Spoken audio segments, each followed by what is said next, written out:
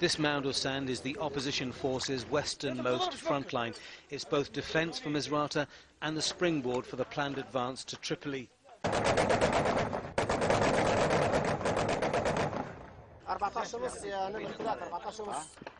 They may have retreated, but pro-Gaddafi forces still pose a serious threat.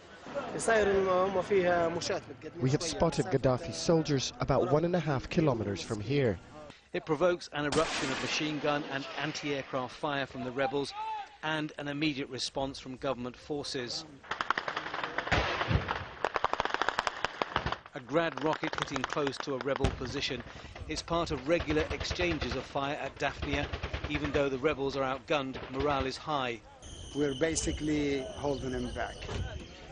As a matter of fact, if we want to push, we can push it all the way through. So Zliten, here we come. Zliten, 8 kilometers away, is the first on the list.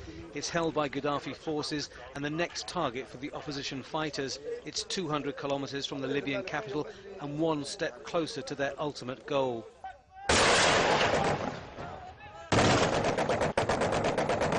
Throughout the day, the sound of NATO jets high above, but no sign yet of the promised French and British attack helicopters, which would be effective in searching out Gaddafi's well-hidden heavy weapons.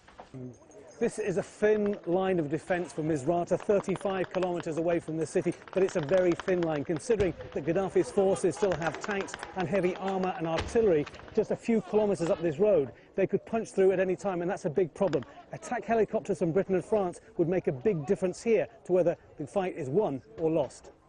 Gaddafi's tanks and rockets emerge when NATO planes have gone and then disappear when they return. A number of opposition fighters have been killed by them in recent days. There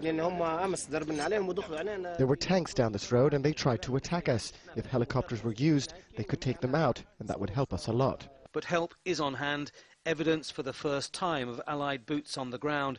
Here, a group of armed foreigners, possibly British, seen liaising with the fighters. It could be to facilitate forthcoming helicopter attacks.